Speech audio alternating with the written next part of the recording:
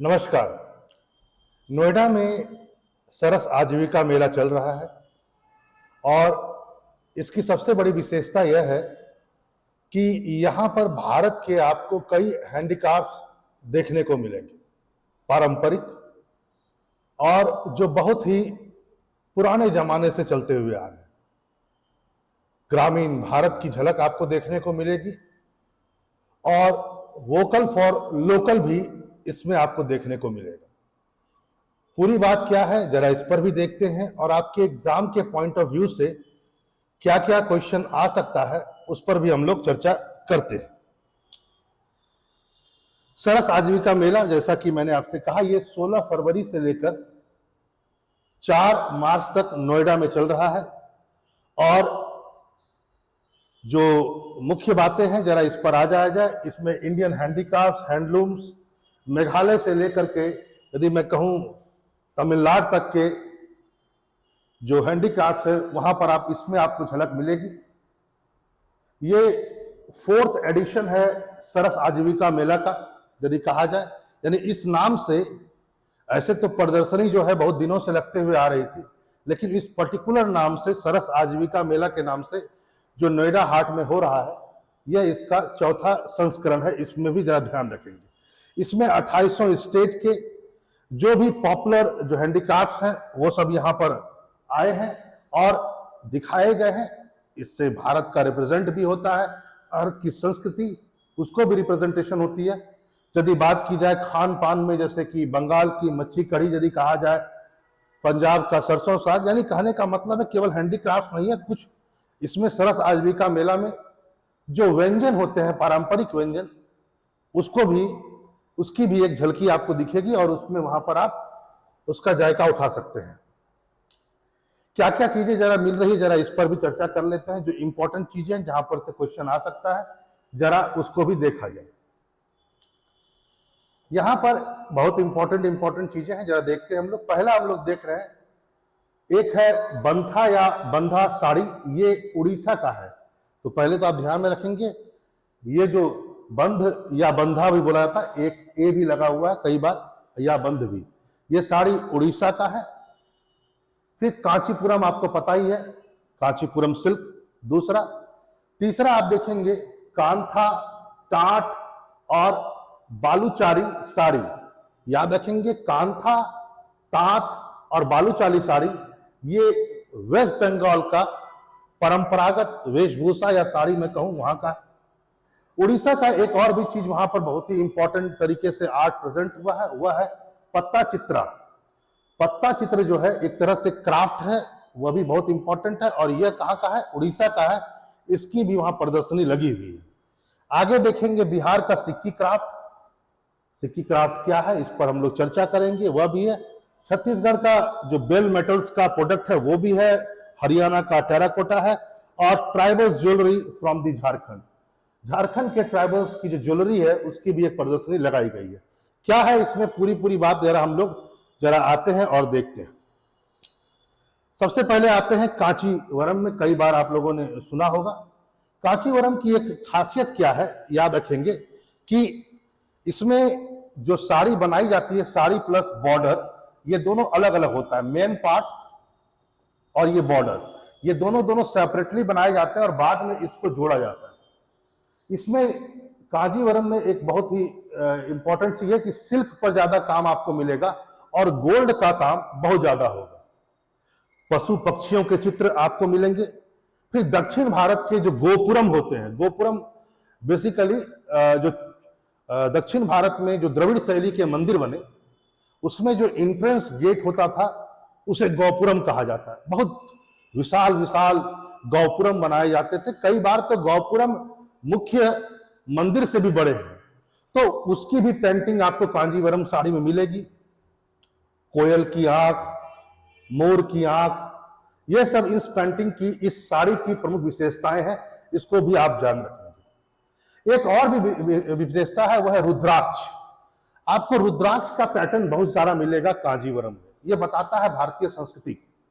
आगे जैसा कि मैंने आपसे कहा, एक था बंधा या बंधा साड़ी, इसकी भी बात हम लोग कर देते हैं। ये साड़ी बहुत फेमस है उड़ीसा रीजन में, यहां पर आप लोग ध्यान रखेंगे। और इसे संबलपुरी इक्कत भी सिल्क भी कहा जाता है, संबलपुरी इक्कत सिल्क। कई बार यदि आपसे प्रश्न आता है कि इक्कत सिल्क या संबलपुरी इक्कत सिल्क ये कहां की साड़ी है, बिलोंग करता है, तो ये उड़ीसा का, इसी को बंथा कहा जाता है, इसको भी आप लोग ध्यान में रखेंगे। इसके जो साड़ी का पैटर्न है, ये एक तरह से कहा जाए, ये मशीन से नहीं बना करके ये परंपरागत रूप से आज भी हाथों से साड़ी बनाया जाता है। रंग बिरंग के, चाहे वो ताने हो या बाने हो, उसको उसमें सजाया जाता है और बनाया जाता है इस साड़ी को। तो ध्यान रखेंगे, ये जो बंधा है इसी को संबलपुरी इक्कत सिल्क भी कहा जाता है। ये उड़ीसा ईस्टर्न भारत का एक प्रमुख साड़ी का प्रकार है, इसकी भी प्रदर्शनी वहां लगी हुई है। अब आइए आप कांथा। कांथा के बारे में एक बार जान लीजिए। वो यह है कि यदि भारत में आज के तारीख में कहा जाए तो इसका जो मेन रीजन है वह है आपका बंगाल, वेस्ट बंगाल।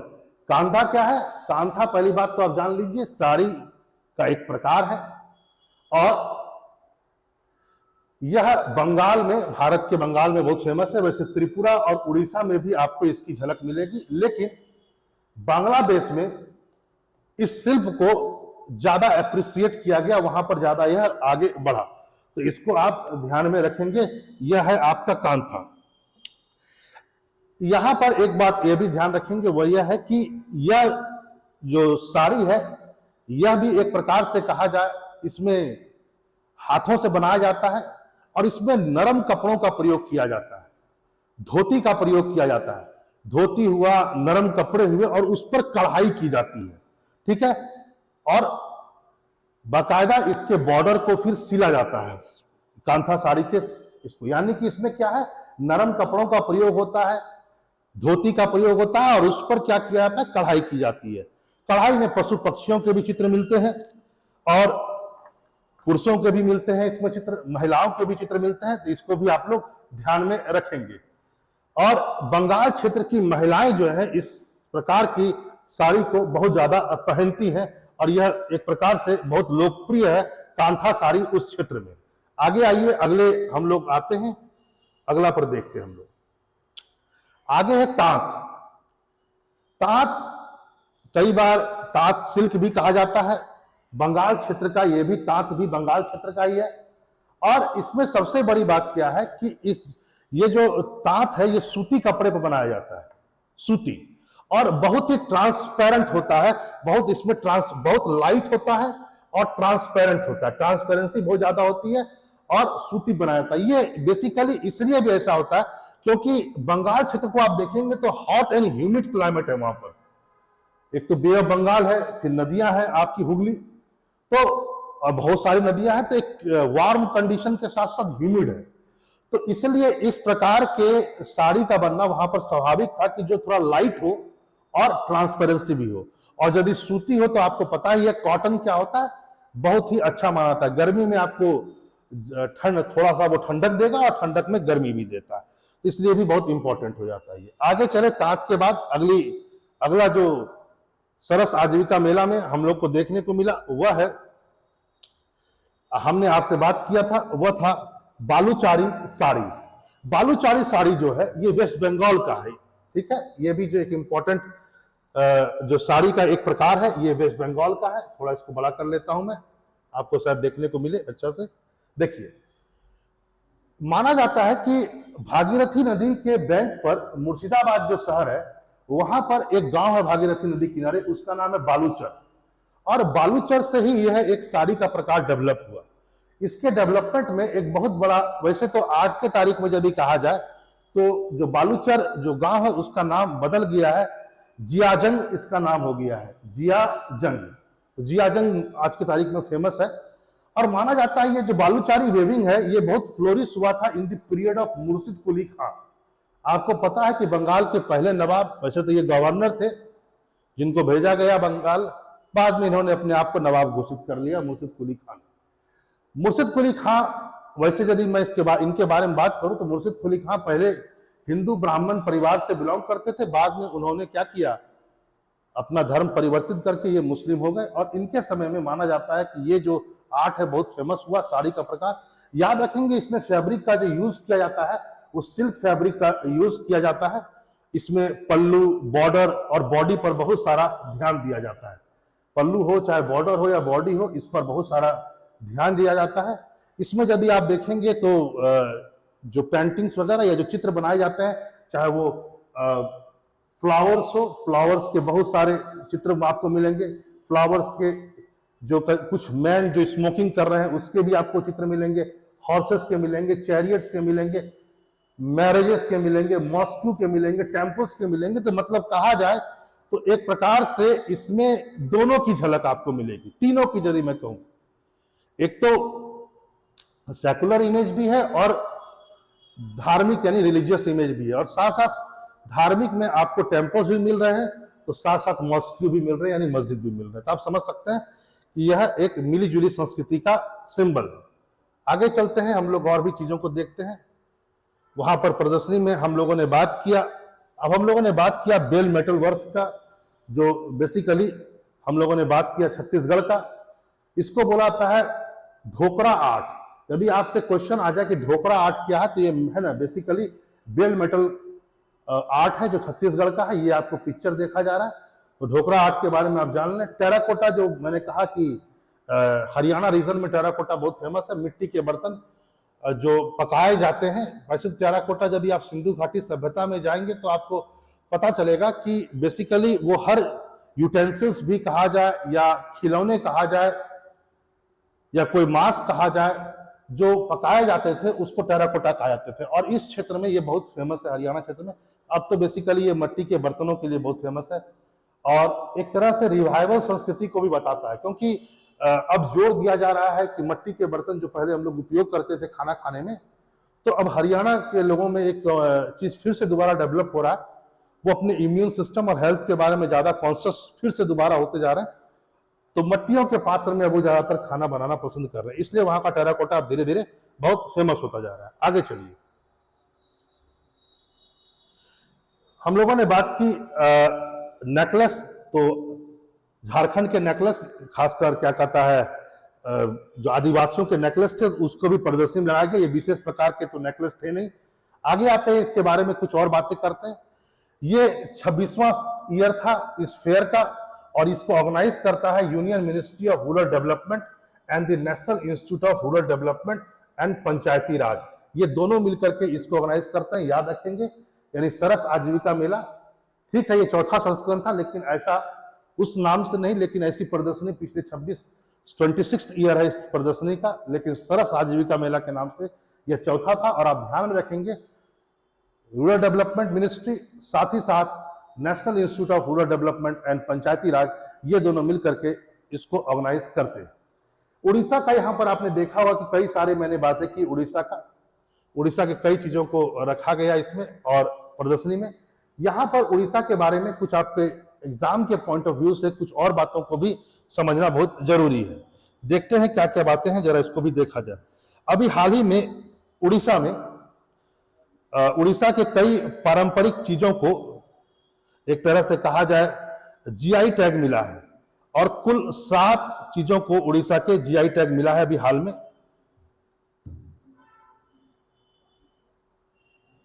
तो हम लोग देखते हैं कि ये जीआई टैग किसको मिला है, जरा देखा जाए।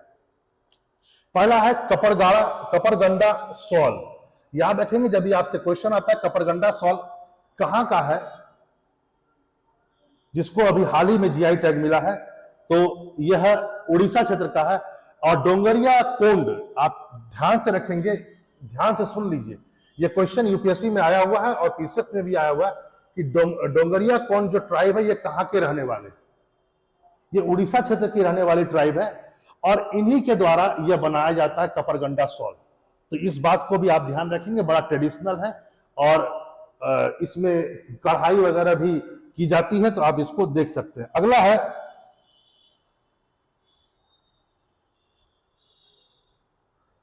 अगला है लांजिया सौरा पेंटिंग। क्या है? लांजिया सौरा पेंटिंग। यह जो उड़ीसा क्षेत्र में जो सौरा कम्युनिटी है, यह भी एक तरह से कहा जाए ट्राइब कम्युनिटी में आती है। उसी के द्वारा यह जो पेंटिंग की जाती है इसी को है ना लांजिया सोरा पेंटिंग कहा जाता है। इसमें बेसिकली प्राकृतिक जो दृश्य होते हैं उसको बहुत डिपिक्टेड किया जाता है ऐसे पेंटिंग में। अगला है कोरापुट काला जीरा राइस, इसको भी जीआई टैग मिला है, याद रखेंगे। कई सारे ब्लैक राइसेस को भी जीआई टैग मिला है, तो याद रखेंगे कोरापुट काला जीरा राइस, इसको भी एक तरह से जीआई टैग मिला हुआ है, इसको ध्यान में रखेंगे। इसे चावल का राजकुमार भी कहा जाता है, इसको भी आप ध्यान में रखेंगे, ठीक है, यानी प्रिंस ऑफ द राइस। तो कोरापुट काला जीरा को प्रिंस ऑफ द राइस कहा जाता है। आगे देखेंगे हम लोग सिस्मीपाल काई चटनी।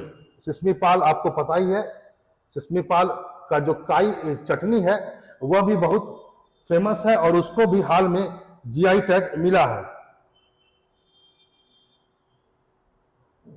ये बेसिकली रेड जो रेड वेबर अंट्स होते हैं, मतलब एक तरह से लाल चींटियां होती हैं, उससे मतलब चटनी बनाई जाती है। अब आप सोच सकते हैं कि चटनी बनाने का ये प्रकार शायद आपने कभी नहीं सुना होगा। लाल चींटियों से चटनी बनाई जाती है, सिस्मीपाल काली चटनी, और ये माना जाता है कि बहुत ज्यादा न्यूट्रिएंट्स से भरपूर होता है, तो इसको भी जीआई टैग मिला है, इसको ध्यान में रखेंगे। हाल में भारत सरकार ने इसको जीआई टैग दिया है। अगला है न्यायगढ़ कांति मुंडी ब्रिंजल यानी बैगन। न्यायगढ़ कांति मुंडी ब्रिंजल जो है इसको अभी उड़ीसा का है, ये याद रखेंगे, और इसको भी हाल ही में जीआई टैग मिला हुआ है। न्यायगढ़ वहां का जिला भी है उड़ीसा का एक, और वहां का एक विशेष प्रकार का बैगन है, और इसका एक बहुत बड़ा ये क्या है इसकी फीचर जो है, ये बहुत क्विकली कुक हो जाता है, ठीक है, और रेसिस्टेंस फ्रॉम द पिस्ट है, यानी कि पिस्ट जो होते हैं, यानी कि जो एक तरह से कहा जाए कि जो फसलों को खराब करते हैं ऐसे जीवाणु या कीटाणु, उनसे इसका रेसिस्टेंस पावर बहुत ज्यादा है। मतलब इसमें इस ढंग की चीजें बहुत कम देखने को मिलती हैं कि खरपतवार के कारण या किसी कीड़े के कारण फसल खराब हो जाती है। इसमें रेसिस्टेंस पावर इस ब्रिंजल में बहुत ज्यादा होता है और बहुत ज्यादा क्विक होता है। तो याद रखेंगे न्यायगढ़ कांति मुंडी ब्रिंजल, ठीक है। अगला है उड़ीसा का खजूरी गुड़। ये जो खजूरी गुड़ है, गुड़ आपको पता ही है गुड़ क्या होता है। तो वेस्टर्न उत्तर प्रदेश में जो गुड़ बनता है आपको पता होगा, ये बेसिकली जो हम लोग गुड़ बनाते हैं शुगर केन से बनाते हैं, लेकिन कुछ गुड़ जो होते हैं वो डेट से बनते हैं, यानी कि वो खजूर से भी बनते हैं। तो खजूर से बनने वाले जो गुड़ है उसको भी जीआई टैग मिला हुआ है। आगे चलिए, आगे देखते हैं।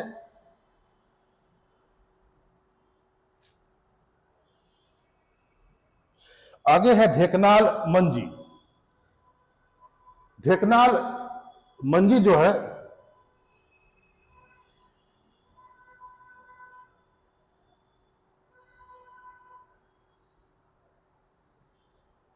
ये उड़ीसा क्षेत्र के बेसिकली कहा जाए कि भैंस के दूध से तैयार पनीर और उससे संबंधित आइटम्स को कहा जाता है।